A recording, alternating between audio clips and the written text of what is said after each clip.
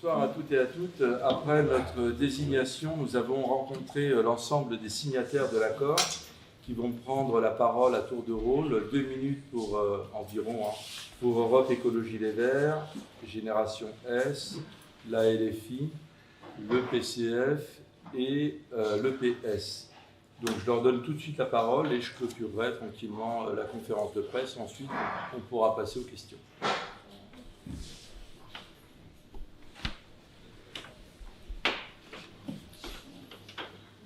Bonsoir. Laurent Ratin, porte-parole d'Europe Écologie Les Verts Charente.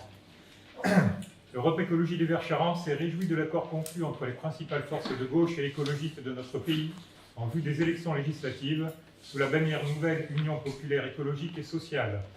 Cette coalition, qui vise à construire une véritable alternative à la politique libérale menée ces dernières années, doit redonner un espoir de changement. Nos concitoyennes et concitoyens, et en premier lieu les jeunes, attendent avec impatience une nouvelle politique qui agisse pour le respect des droits humains et de la démocratie, qui lutte contre les inégalités et le dérèglement climatique, qui préserve nos acquis sociaux et nos services publics, qui participe à restaurer la biodiversité gravement menacée et à protéger notre santé. Les adhérentes et adhérents de Europe Écologie Les Verts ont validé l'accord à plus de 80%. C'est une grande première qui ouvre des perspectives et nous permet d'espérer la mise en place de cette nouvelle politique que nous appelons de nos vœux. Nous soutenons donc avec enthousiasme la candidature de René et Aude et participerons activement à cette campagne qui s'ouvre. Bravo. Merci.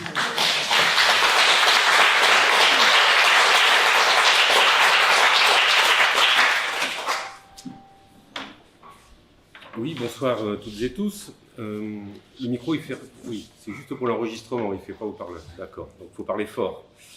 Bon, je vais peut-être réemployer quelques formules que Laurent vient d'employer. Oui, Génération S qui fait partie du pôle écologiste au niveau national, donc avec ELV, Génération Écologie, a signé cet accord. D'ailleurs, c'était la première organisation politique à le signer dès le 27 avril. Nous avons, nous aussi, trouvé que dans cet accord, l'essentiel, pour ne pas dire le plus important de ce que nous portons depuis de nombreuses années en termes d'objectifs, à savoir la place des jeunes dans la société, la retraite à 60 ans, la hausse de SMIC, pouvoir vivre décemment de son travail, les questions de services publics, bon, je ne vais pas refaire toute la liste, mais qui se trouvent effectivement au cœur du programme.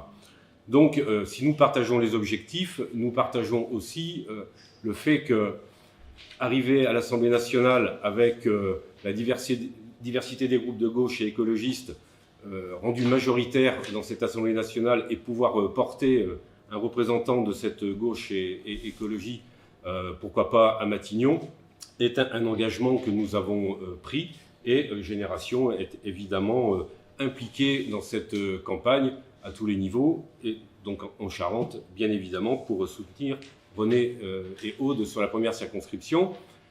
Génération a participé depuis de nombreux mois à cette volonté d'unir la gauche et les écologistes dans ce département, puisque c'est quelque chose que nous avions entrepris et réussi pour les départementales. Donc nous espérons que cet engagement et cette dynamique que l'on retrouve là au niveau national et de fait en Charente va avoir pour résultat d'envoyer des députés de gauche et notamment sur la première circonscription à l'Assemblée nationale. Voilà. Je ne reviens pas sur les éléments de contexte, y compris sur les questions qui sont portées au sein du programme, de l'accord, hein, y compris sur les questions européennes. Je pense que l'essentiel ici, c'est de dire que cette campagne est bien engagée, que nous avons décidé ensemble voilà, d'être dans l'animation des diverses activités, je crois, qui vont être ensuite présentées plus amplement par René. Merci.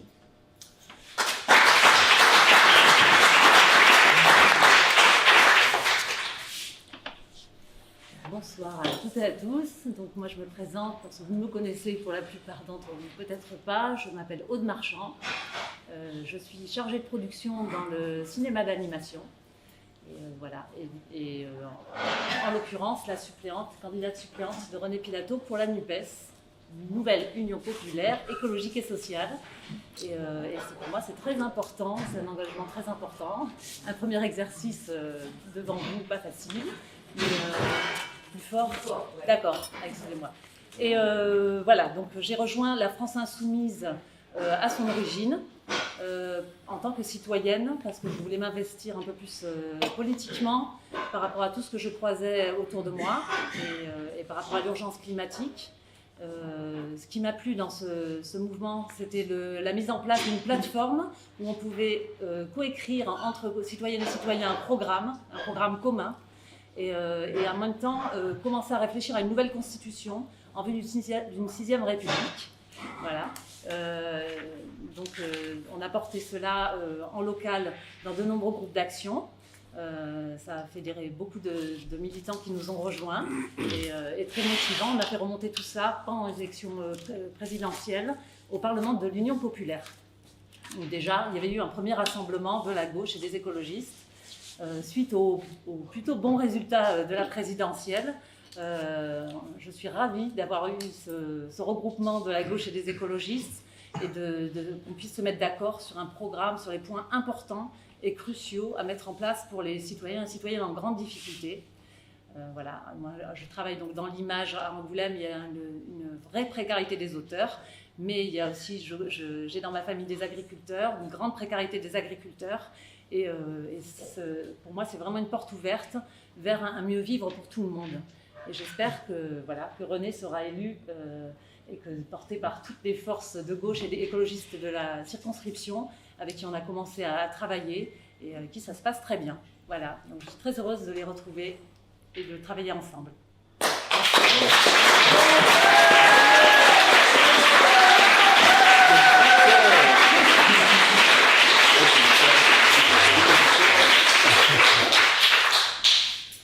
Bonjour à toutes et tous, je m'appelle Mathieu Schneuring, je suis membre du CEL de la section du Parti communiste du Grand Angoulême. Donc pour le Parti communiste, en votant pour les candidats de la nouvelle Union populaire, écologique et sociale, vous élirez une majorité qui appliquera un programme ambitieux, complet et financé pour répondre aux besoins sociaux et écologiques.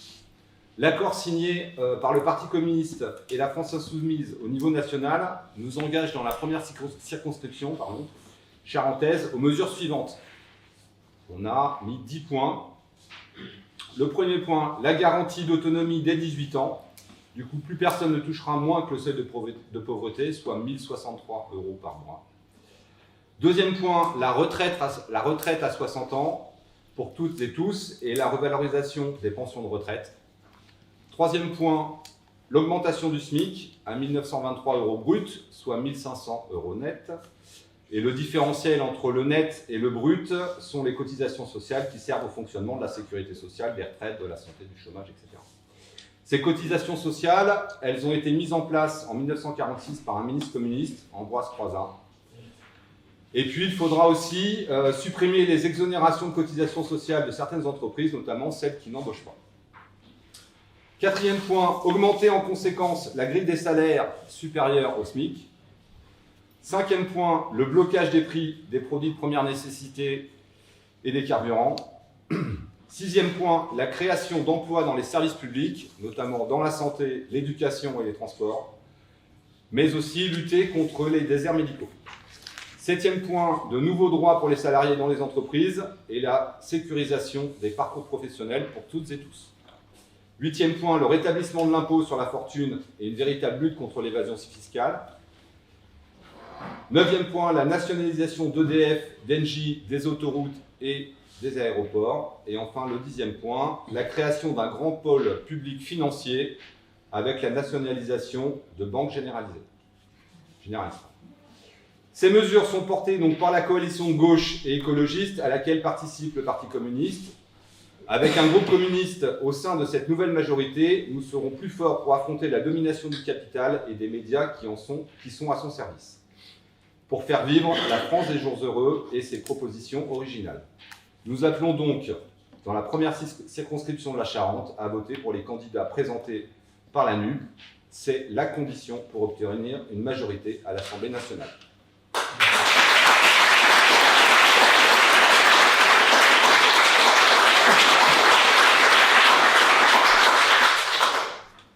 Merci donc à vous quatre.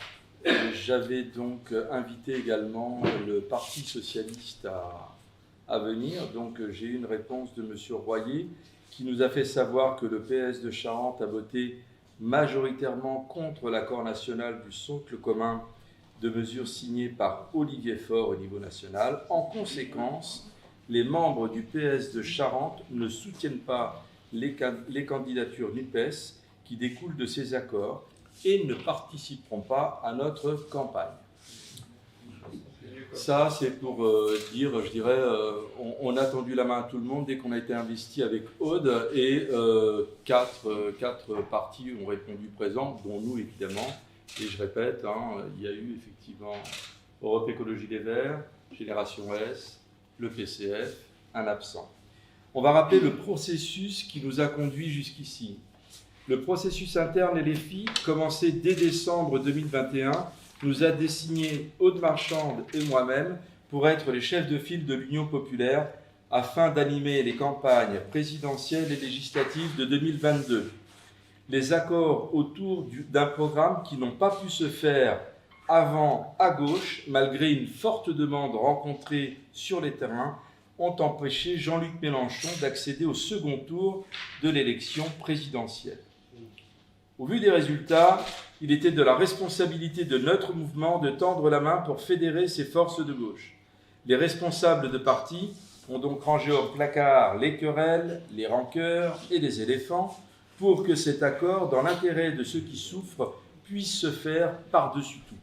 Je les remercie d'avoir pris la mesure des urgences sociales, écologiques et démocratiques auxquelles nous sommes confrontés. Suite à ces accords, les négociations ont affecté la première circonscription de Charente à Aude Marchand comme suppléante et moi-même comme titulaire. Nous sommes en charge de fédérer localement Europe Écologie Les Verts, Génération S et LFI, PCF et PS, afin de porter le socle commun des mesures phares de l'accord, mais également d'endosser le rôle de cahier de doléances des personnes qui habitent le territoire, afin de concrétiser dans la Circo 1 de Charente la nouvelle Union populaire, écologique et sociale. Cette candidature d'union à gauche est donc la conséquence d'un constat.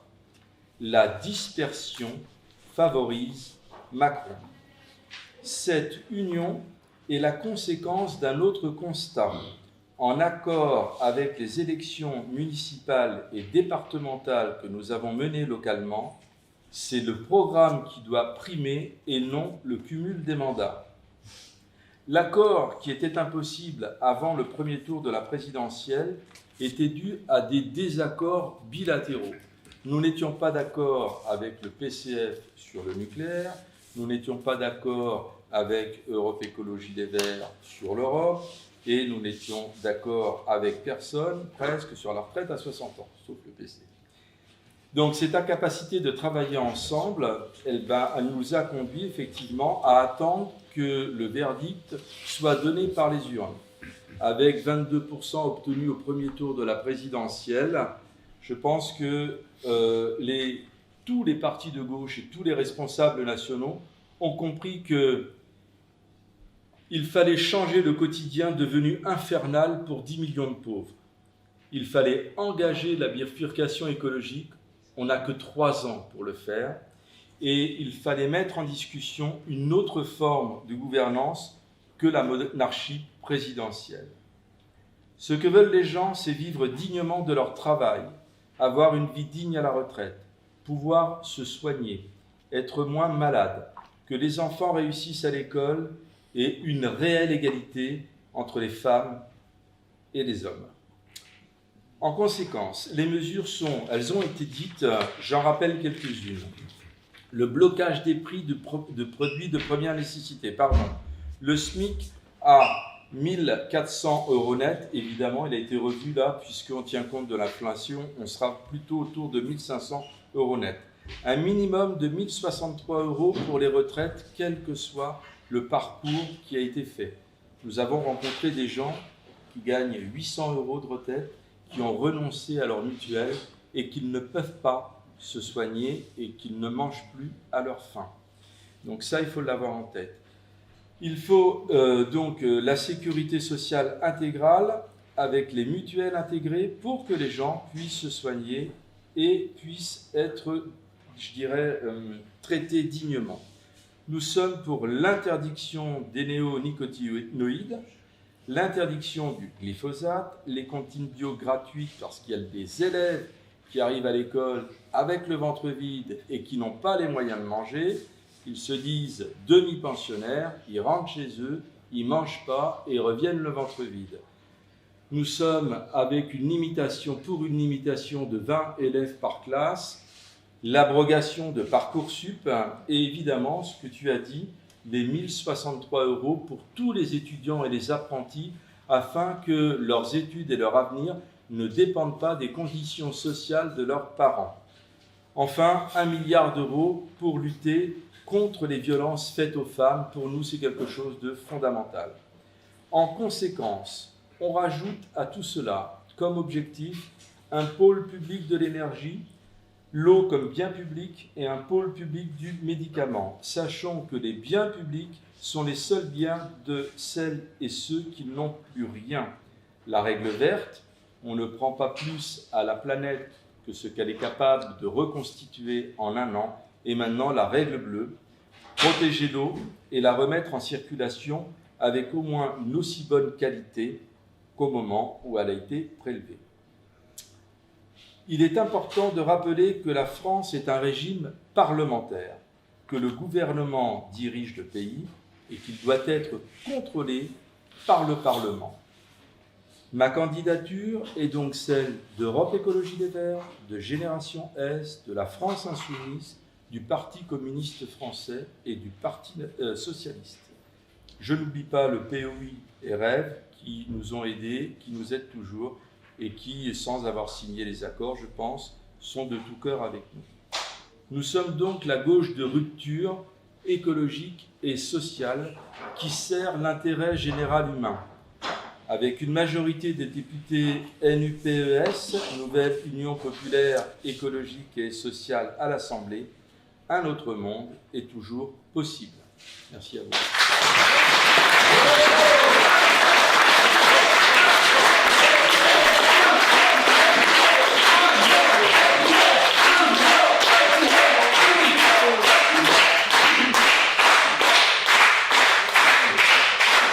La parole est aux journalistes.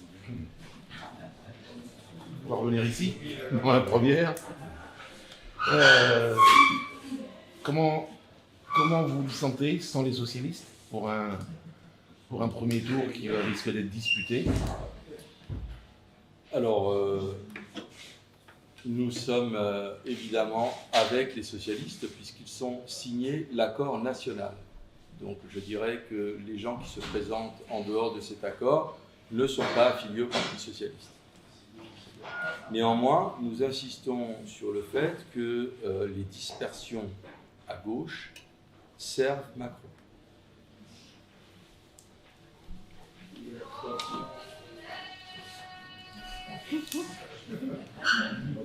Je ne vous l'ai pas dit en musique, mais c'est un téléphone.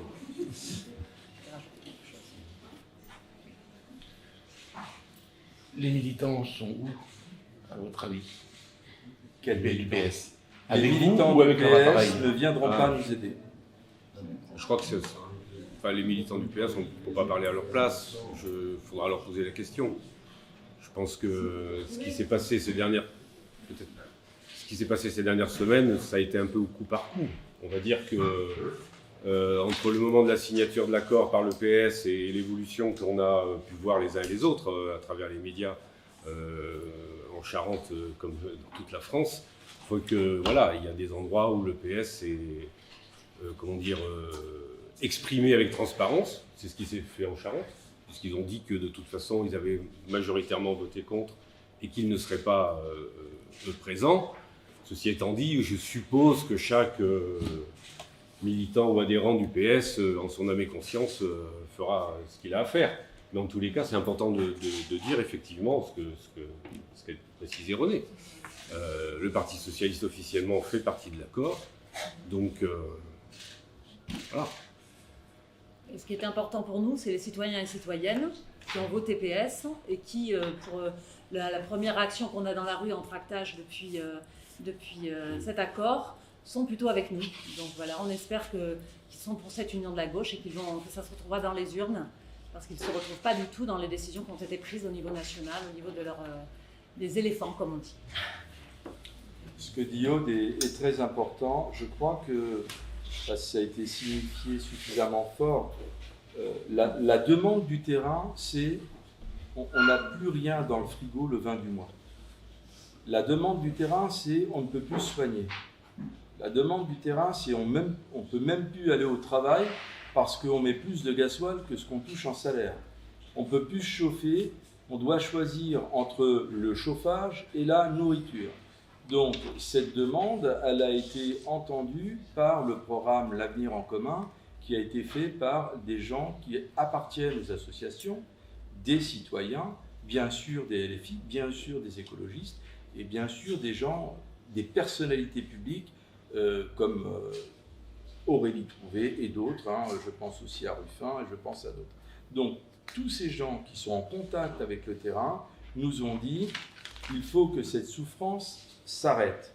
Je crois que quand on a un bilan des 3 derniers quinquennats, où on a 10 millions de pauvres, 10 millions, où effectivement les gens tirent le diable par la queue, 300 000 SDF, dont des enfants, on n'a pas le droit, pour des mauvaises raisons, de ne pas envoyer une majorité NUPES à l'Assemblée nationale. Ceci étant, on n'oublie pas que la casse sociale, elle a été violemment orchestrée pendant, je dirais, le dernier quinquennat. Et à partir de là, effectivement, il me semble important de dire que la mise à mal des services publics est le sport favori de M. Macron. Il n'a qu'une idée en tête, c'est détruire l'hôpital public, détruire l'éducation nationale et détruire tous les biens communs. Il veut tout privatiser, tout marchandiser, il va nous trouver sur son chemin.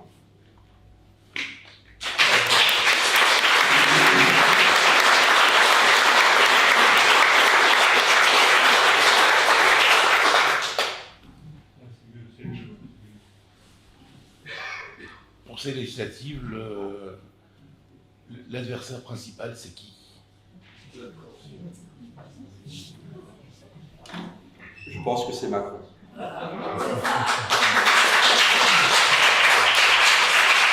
Et Madame Borne maintenant. Et Madame Borne, on est effaré de la continuité de M. Macron dans la volonté de casse du service public. Madame Borne est celle qui a déréglementé le prix du gaz. Donc il faut savoir que cette personne, en faisant cela, a mis tous les ménages en difficulté cet hiver.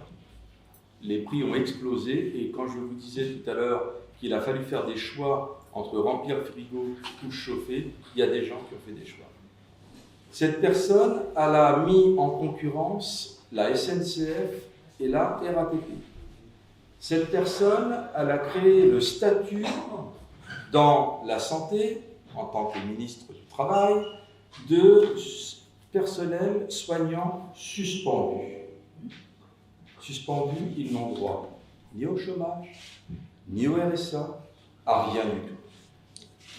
S'ils n'ont pas les parents ou s'ils n'ont pas le conjoint ou la conjointe, ils ne mangent pas. Enfin, Madame Borne s'est illustrée en tant que ministre de l'écologie comme quelqu'un qui, avec M. Macron, a été condamné 2 fois pour inaction climatique.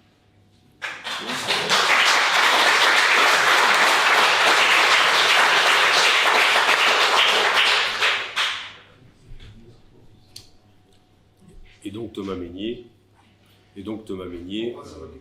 évidemment, porte l'ensemble des griefs ou des remarques ou en tous les cas des constats que René vient de faire. Parce que il ne s'agit pas simplement d'être dans nos conception de l'Assemblée nationale. Il ne suffit pas d'être un député qui, là-haut à Paris, travaille ou ne travaille pas, fait un certain nombre de choses dans les commissions, comme M. Thomas Mesnier, qui a quand même sérieusement participé à la dégradation de l'outil du service public de santé.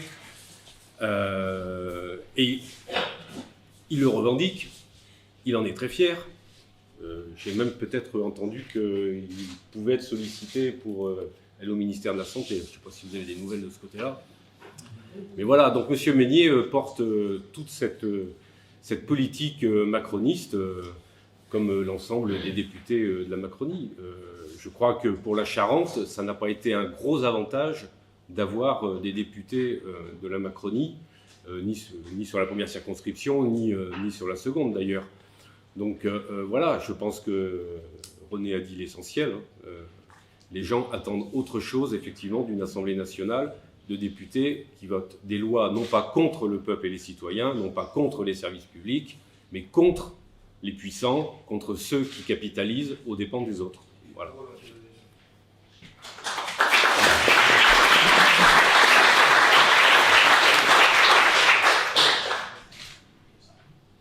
Je vais vous donner un chiffre que je vais commenter. En 2021, le capital des 500 familles les plus fortunées a augmenté de 300 milliards d'euros en un an, 2021. Si vous embauchez 100 000 profs, 100 000 infirmières, 100 000 policiers, payez 50 000 euros par an brut, vous avez 15 milliards. Si vous rajoutez les 15 milliards du déficit de la caisse de retraite parce qu'ils ont baissé les cotisations sociales, ça fait 30 milliards. Il en reste 270 à ces gens-là. Il faut comprendre qu'aujourd'hui, en France, 5 personnes détiennent autant que les 27 millions les plus pauvres. Ça ne peut plus durer.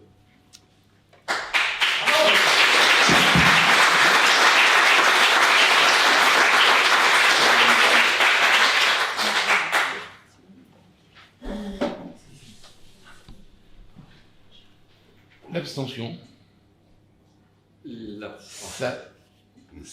ça risque de vous poser souci. Il y aura beaucoup de monde sur les lignes de départ. Les conditions de maintien au second tour, c'est pas facile. D'où cette remarque de tout à l'heure que les dispersions favorisent Macron. Parce qu'effectivement, pour se maintenir au second tour, soit aller dans les deux premiers, soit il faut faire au moins 12,5% des inscrits.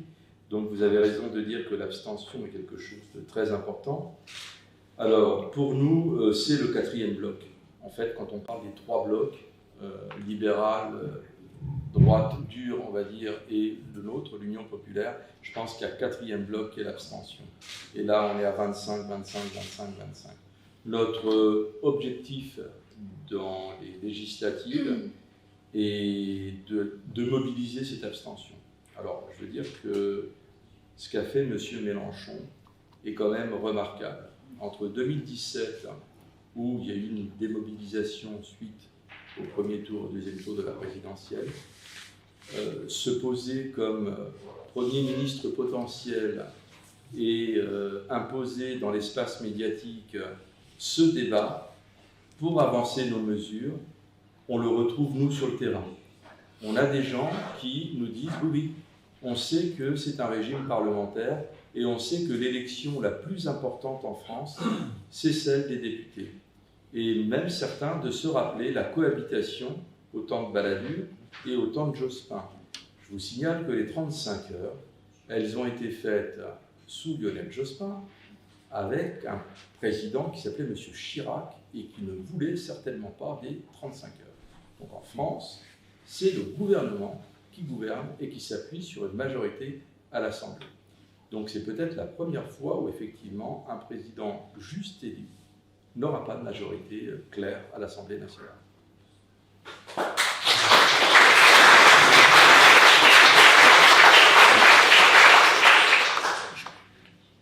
Je vais rajouter. Juste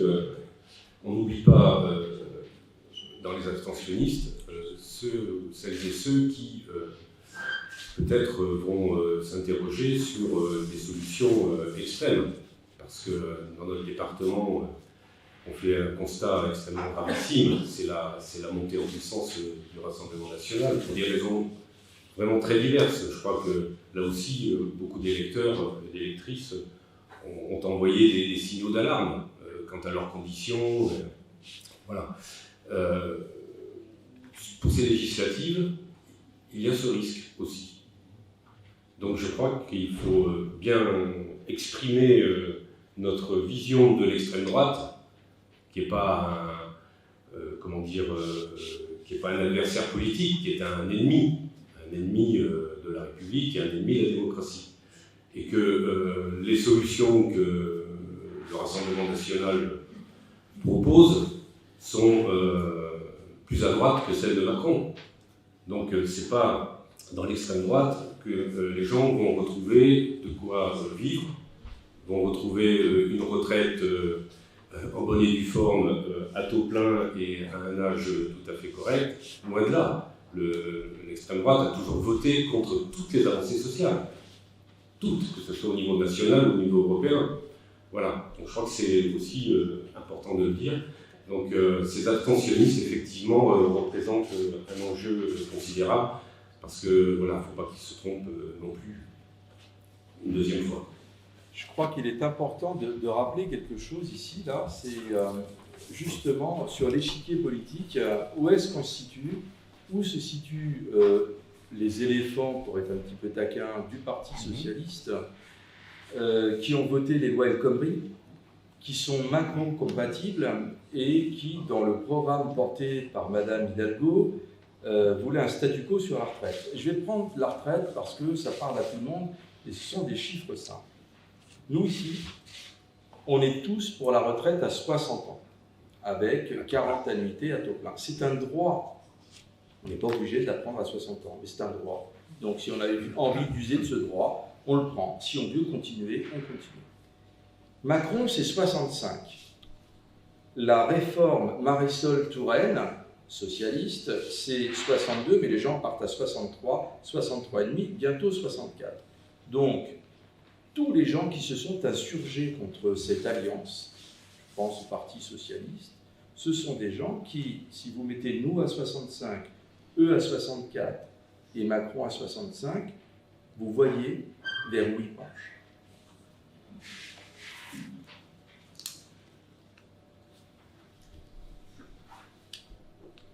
Parler d'abstention, le risque du RN dont je parlais, c'est peut-être moins sensible ici, sur la première circonscription, ça l'est beaucoup plus Sur la 3. sur la troisième, en moindre mesure sur la 2. On est étonné de voir que, contrairement à la plupart des mouvements, vous ne présentez pas vos candidats, vous ne lancez pas la campagne, tout le monde en même temps. On parle d'union ici de la gauche, mais j'ai l'impression qu'il n'y a pas d'union des circonscriptions. On a effectivement 2 circonscriptions qui ont été affectées à la LFI. Nous travaillons vraiment avec Chloé Chevalier sans aucun problème. Nous attendions de savoir qui était nommé par le PS à la place de M. Lambert. Il s'agit de Noël. Je n'ai pas le nom en tête, je ne vais pas l'écorcher. Et donc, effectivement, s'il y a besoin de faire un événement départemental, avec Chloé Chevalier, il n'y aura pas de problème, et on tendra la main à la dame qui était investie, je dirais, sur la circo de Cour. Maintenant, pour revenir aux gens qui votent à l'extrême droite, il faut aller sur le terrain et constater quoi? Constater que les gens qui font l'aller-retour et qui ont toujours du mal à remplir leur frigo, ils n'ont plus de service public. Et quand ils rentrent chez eux, ils sont fatigués de leur journée de travail, et ça fait 5 ans qu'on sert la soupe aux idées d'extrême droite à la télévision. Donc à partir de là, le constat est le suivant. Ils pensent que dans leur village, dans leur commune, ils sont en danger par l'étranger.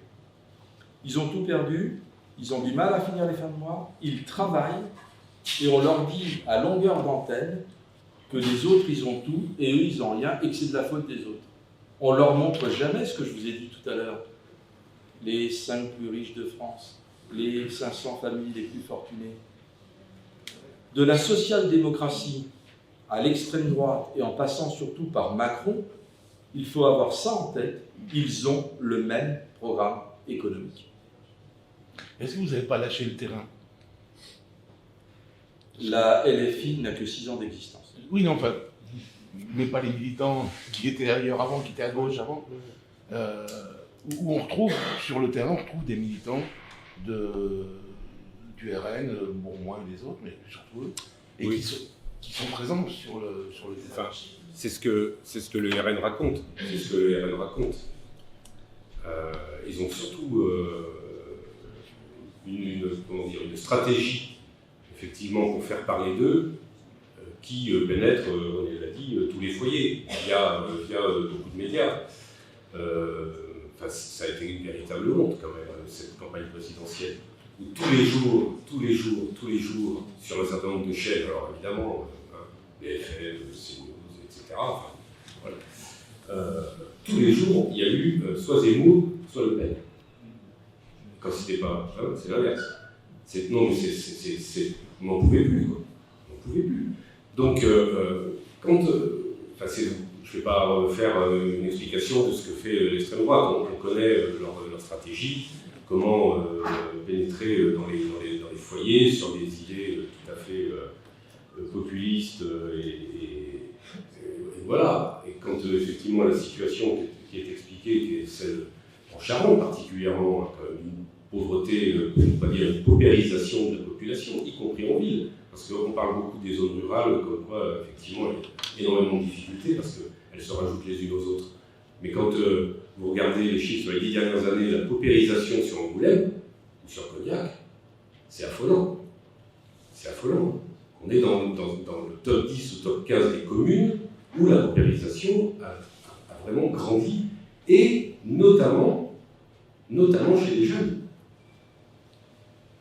Notamment chez les jeunes. Donc, l'extrême droite, c'est facile de dire que c'est la faute de l'autre, c'est la faute, etc.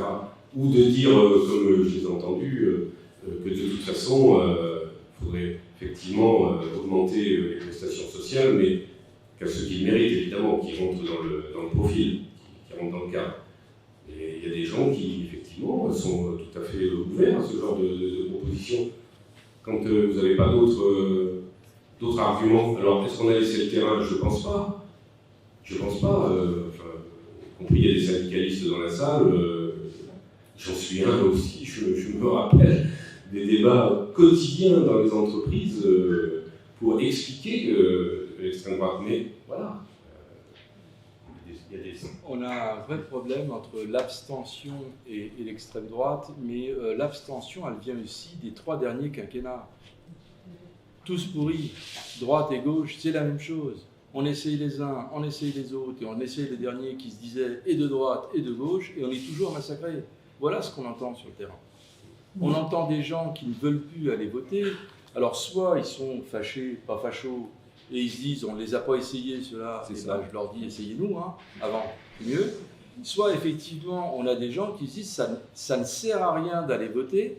Pourquoi? Parce qu'on a toujours la même politique économique qui nous lamine. Donc ces gens-là, on les a rencontrés et nous ont dit non, les élections, je ne veux plus en entendre parler.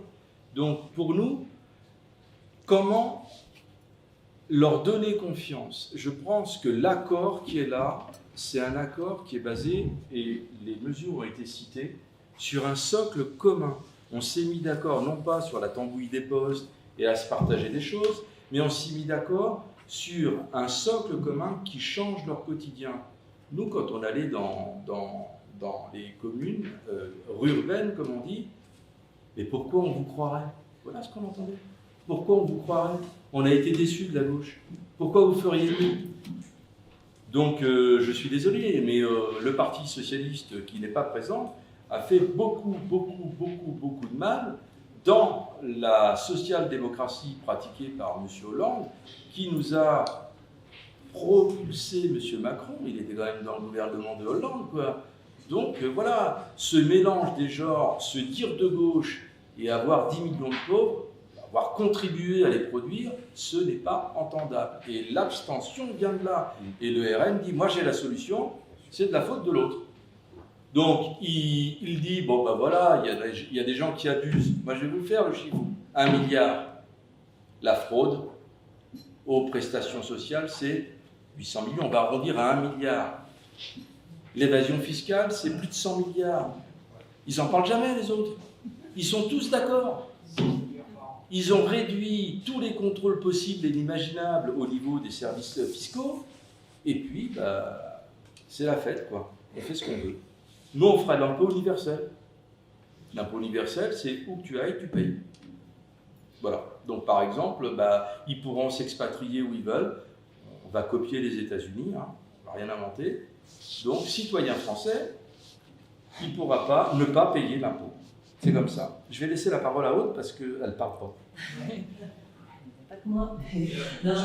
Alors, du coup moi, ouais, c'est vraiment les politiques gouvernementales menées depuis au moins trois présidents qui, en fait, se sont filés le bâton de relais et du coup, qui ont mis en place le Front National, qui ont fait, à travers l'injustice sociale, c'est ce qu'on retrouve en discutant avec les gens, beaucoup d'injustice sociale. L'argent est bloqué là-haut, ils pensent qu'on ne va pas pouvoir le récupérer. Et du coup, ils s'en prennent à leur petit voisin, qui a un petit peu plus qu'eux, parce qu'on leur a mis ça dans le crâne. On leur a dit, voilà, c'est lui qui a un peu plus que toi, qui fraude éventuellement. Et du coup, ça fait monter le Front National.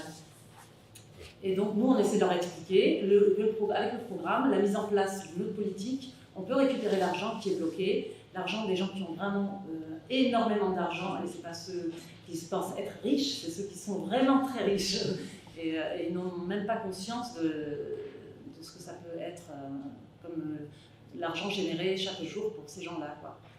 Et ça les dépasse. Donc voilà, il faut réexpliquer ça et récupérer cet argent-là et le répartir à tout à chacun. Et du coup, on s'aimera mieux et ça se passera mieux. Et le FN va spontanément diminuer.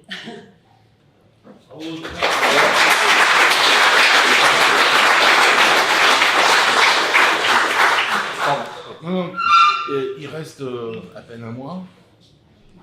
Comment vous allez... Pour l'interview ? Comment vous allez expliquer tout ça? Ouais. Comment vous allez leur expliquer tout ça? Comment? À qui? Alors, on a quand même travaillé, nous, depuis le mois de septembre, hein, on n'a pas chômé. Vous aurez accès à tout ce qui a été fait pendant la présidentielle. La stratégie de la France insoumise, ça a été de dire, on nomme des chefs de file et ils font la campagne de la présidentielle, la campagne des législatives, même si ce ne sont pas eux les candidats.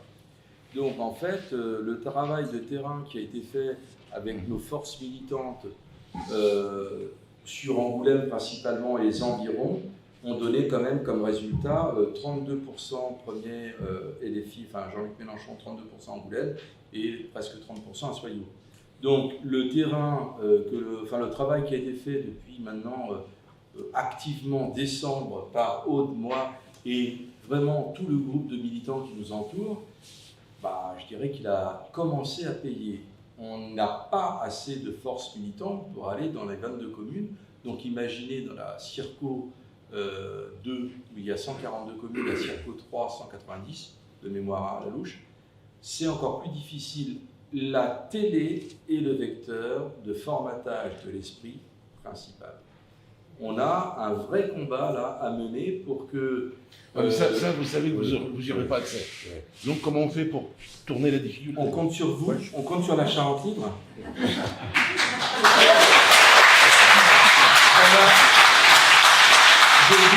Je dis vraiment avec beaucoup d'amitié et de bienveillance. On a tous ici des enfants et des petits-enfants. On sait qu'on peut leur livrer une planète pas trop pourrie. On doit tous s'y mettre. On doit tous s'y mettre. Si vous pensez, je dis vous, pas vous, hein, mais si les gens qui donnent l'information pensent qu'on va pouvoir continuer comme ça, les gilets jaunes, ça va être peanuts à côté de ce qui se prépare. Parce que c'est de pire en pire dans la vie des gens. Donc, quelque part, les médias ont un rôle dans, je dirais, l'information factuelle et non, je dirais, orienté. Tu le disais tout à l'heure, je suis désolé, hein, quand on regarde les chaînes de faits divers continus, parce que l'information, c'est des faits divers continus, bah, qu'est-ce que vous voulez? On ne peut pas informer les gens. Est-ce qu'il y a une campagne sur, par exemple, quel est le rôle du Parlement? Ben nous, on va être obligé de faire, on va solliciter les 22 maires de la commune pour faire une formation des assesseurs, et on va faire aussi une réunion, et on fait des débats mouvants où on explique le rôle du Parlement. Donc tous les débats qu'on a faits, c'était pour faire de l'éducation populaire en même temps qu'une campagne politique. Donc évidemment, on ne peut pas aller dans toutes les communes, on le sait. Et on a besoin des médias. Et vous êtes, vous, avec la Charente Libre, le média de référence. Il y a même quelqu'un qui m'a dit un jour, la Charente Libre, c'est la Bible. C'est écrit, si c'est écrit dans la Charente Libre, c'est que c'est vrai. Donc quelque part, vous avez aussi une responsabilité d'information, je ne dis pas orientée, d'une information à donner en disant, par exemple, tiens, un article, oui, les législatives, dans un régime parlementaire, c'est ce qui est le plus important. Oui, le troisième tour est important et ça peut aider à la mobilisation. Après, les gens, ils votent ce qu'ils veulent. À nous de faire le job. Mais ça peut aider à la mobilisation. Moi,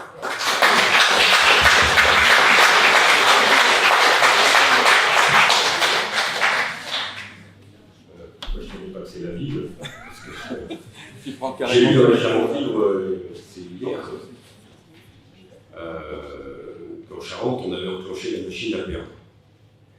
Alors, c'est juste voilà, pour faire un petit clin d'œil, effectivement, à comment nous allons mobiliser. C'est effectivement pas en écrivant ce genre de choses que les gens. Enfin bon, après, on écrit ce qu'on veut. C'est un peu le sentiment que ça donne quand même. Alors, j'allais dire le contraire. Parce que il y a quand même un effet, pour revenir à cette nouvelle union populaire, qui sensibilise énormément la population. Parce que les uns et les autres, dans toute la campagne qu'on a pu avoir pour les présidentielles, par exemple, où on nous a, à juste titre d'ailleurs, dit, répété, et plus de 10 fois, que sans union, de toute façon, c'était même pas la peine de tenter quoi que ce soit. Là, l'union, elle a été faite. C'est quand même quelque chose de remarquable, historique certainement, de cette façon-là. Donc, les gens sont sensibles à ça. Enfin, il y a quand même une grande partie de la population qui a quand même un espoir très concret dans cette union. Donc, à nous de nourrir, et ça a été dit précédemment, de nourrir ce que sont nos intentions à partir du programme qui a été effectivement co-signé par l'ensemble des organisations, où on met effectivement en priorité non seulement en matière de justice sociale, mais aussi en matière écologique et environnementale, parce que les deux vont évidemment de pair. Donc je crois que oui, on n'a pas les forces militantes pour aller faire du porte-à-porte. Mais il y a une sensibilité qui fait qu'il y a une réception de nos arguments, de nos rencontres, parce que voilà, on va le faire, hein, comme d'hab, les marchés, les sorties d'entreprise, etc., etc. On a encore quelques moyens militants. C'est pas, en plus, en étant ensemble, on connaît notre département, voilà, on sait là où il faut s'adresser. Donc il y a une attente, et c'est quand même beaucoup plus facile de militer et de présenter un programme, des intentions et des candidats quand effectivement les gens nous regardent différemment. Donc il faut compter là-dessus. Et c'est plutôt une vision optimiste des choses, mais je pense que ça doit marcher. Ce que tu dis me fait penser à quelque chose de fondamental. Quand on regarde les résultats en Charente, je ne les ai pas trop en tête, mais dans la première circonscription, on fait donc 24, Europe Écologie Les Verts fait 6, le PCF fait 2, et donc le PS moins. En fait, en regroupant les trois forces, on a en 4 triangulaires une bonne chance de passer. Maintenant, c'est vrai que l'abstention, c'est quelque chose, je dirais, de fondamental. Et je reviens effectivement sur ce qui vient d'être dit et ce que j'ai dit tout à l'heure, la stratégie de Jean-Luc Mélenchon de dire « je ne me présente pas en tant que député, je passe tout mon temps dans les médias à dire que c'est important », je pense que c'est une bonne stratégie. Et on ne pourra pas le taxer de quelqu'un qui court après les mandats. Il n'en a toujours eu qu'un à la fois. Certes, il a fait une carrière politique, mais il n'en a toujours qu'un à la fois. Donc, il nous donne cette puissance médiatique. Et bah oui, on sait que les médias locaux sont importants et réveiller les abstentionnistes, c'est leur donner de l'espoir. Les mesures ont été données, franchement, à part nous, qui porte un message d'espoir pour eux? Qui?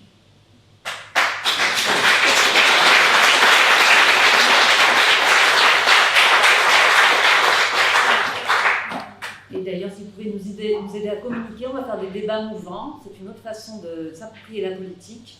Et on invite tous les abstentionnistes à venir nous rejoindre à ces débats mouvants et à comprendre l'importance de s'investir politiquement et de reprendre sa place.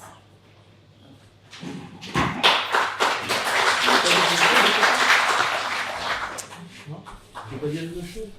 Allez. Allez, Laurent. Ah oui, mais là, ça va pas le faire. Allez.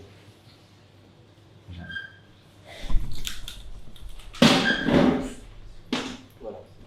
Ça va? Juste pour dire que pour les militants, cette nouvelle union est particulièrement enthousiasmante. On va mettre tout en œuvre pour que l'espérance de vie au poste de Premier ministre de Madame Borne soit la plus courte possible.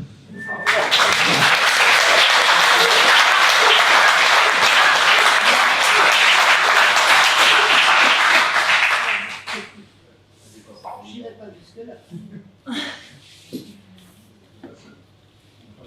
Il parlait de son mandat. Son mandat, j'ai pas bien entendu. Je repasse, quoi. Bon, le fameux enthousiasme, on va le toucher un peu. Premier tour, vous arrivez troisième. C'est pas possible.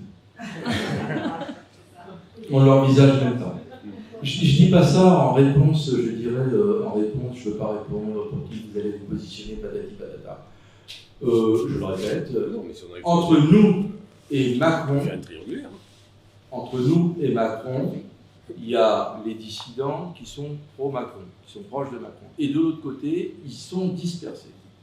Donc l'objectif, c'est de tourner en tête et de virer au premier tour en tête. Donc on n'arrivera pas troisième, on n'arrivera premier.